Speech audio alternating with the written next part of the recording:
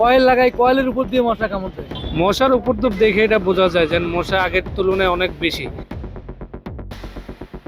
অন্তর্বর্তীকালীন সরকার বিদায় নিলেও নতুন সরকারের চ্যালেঞ্জ হিসেবে রাজধানীতে রেখে গেছে মশা। মশার উপদ্রব দেখে এটা বোঝা যায় যে মশা আগের তুলনায় অনেক বেশি। আর মশার উপদ্রবে রাজধানীতে ঝুঁকি বাড়ছে ডেঙ্গু ও চিকুনগুনিয়ার। জি, মশা তো এখন একটু বেশি লাগতেছে, যে দেখা যাচ্ছে বাসার ভিতরে এবং কি রাস্তাঘাটে বাইরেও মশার বিষয়টা একটু বেশি দেখা যাচ্ছে। জরিপে দেখা গেছে ঢাকা দক্ষিণ সিটি কর্পোরেশন ও ঢাকা উত্তর সিটি কর্পোরেশন এলাকায় বিভিন্ন ওয়ার্ডের মশার ঘনত্ব বেড়েছে প্রায় ৮০%। সরকার মাত্র গঠন হয়েছে, আগের মতো ওষুধও দেয় না। সিটি কর্পোরেশন এখনো পরিপূর্ণভাবে কেউ কমিটি নাই, সিটি কর্পোরেশনের অফিসার নাই যেন নিধনে ওষুধ দিব, তাই মশার উপদ্রব একটু বেশি এখন। বিশেষজ্ঞদের মতে লার্ভা ধ্বংসে ঢিলেমি, পানি জমার উৎস শনাক্তে দুর্বলতা ও জনসচেতনতার ঘাটতিতে পরিস্থিতি দ্রুত খারাপ হয়েছে।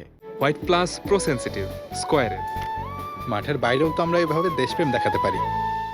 বর্ষা শুরুর সঙ্গে সঙ্গে ড্রাম, টব, ছাদ ও নির্মাণস্থলের খোলা জলধার মশার প্রজনন কেন্দ্রে পরিণত হচ্ছে। আমাদের রুমেও অনেক মশা, এখানেও মশা, এখানে বসে থেকে মশার কামড়ে থাকা যায় না।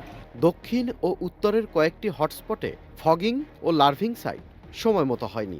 মনিটরিংয়ের ক্ষেত্রেও দেখা গেছে অনিয়ম, ফলে ডেঙ্গুবাহক এডিস মশা দ্রুত ছড়াচ্ছে। মশার ওষুধ তো এখন দেওয়া হয় না। এই যে বিভিন্ন সরকারি অফিসগুলোতে তো মশার ওষুধ দেওয়ার কথা, এবং কি এই যে সিটি কর্পোরেশন রাস্তাঘাটে বিভিন্ন জায়গায় মশার ওষুধ দেওয়ার কথা, কিন্তু এখন তো দিচ্ছে না। জনস্বাস্থ্য বিশেষজ্ঞরা বলছেন শুধু ফগিং নয়, উৎস ধ্বংসই কার্যকর সমাধান। অন্যদিকে নাগরিকদের অভিযান ধারাবাহিকভাবে করা হয়নি, মাঝপথে ঢিলেমি হয়েছে। এই ঢিলেমি পড়ার কারণেই আসন্ন মৌসুমে মশার সংক্রমণ ব্যাপক বেড়েছে। কয়েল ধরাইলে আমরা দোকানে আগে ফুটপাতে বসি, তারপরে কয়েল ধরাইলে আমরা ঠিক মতো বসতে পারি না, মশার কামড়। আর কামড়ে অনেক চুলকায় এবং ব্যথা করে এখনকার মশার কামড়ে। বাসিন্দারা মনে করেন প্রতি ওয়ার্ডে নিয়মিত লার্ভা সার্ভে ও রিপোর্টিং নিশ্চিত করতে হবে।